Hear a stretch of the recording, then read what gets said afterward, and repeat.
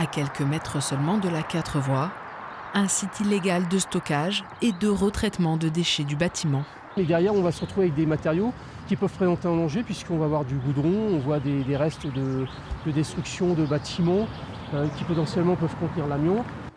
Ce matin, la brigade environnementale de la gendarmerie vient constater les nombreuses infractions de la société qui exploite ce site. Des filtres à huile avec des épanchements d'huile, des bombes à aérosols, des filtres à air, des systèmes de frein avec de l'amiante.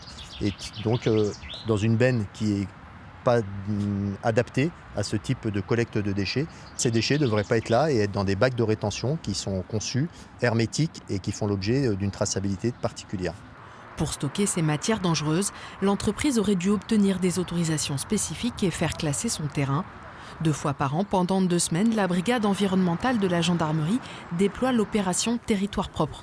46 sites vont être contrôlés et les champs d'action des gendarmes de l'environnement sont très larges. On a ciblé là, sur cette quinzaine, c'est ce genre de déchets, gestion régulière de déchets, c'est également les véhicules hors d'usage, on fait aussi sur la maltraitance animale ou la gestion d'animaux et on est accompagné pour ça de différents services, entre autres on a l'OFB avec nous pour tout ce qui est partie environnementale, on a l'ADREAL pour la partie gestion des déchets et puis la DDTM pour tout ce qui est le classement. Le contrôle va durer 2h30.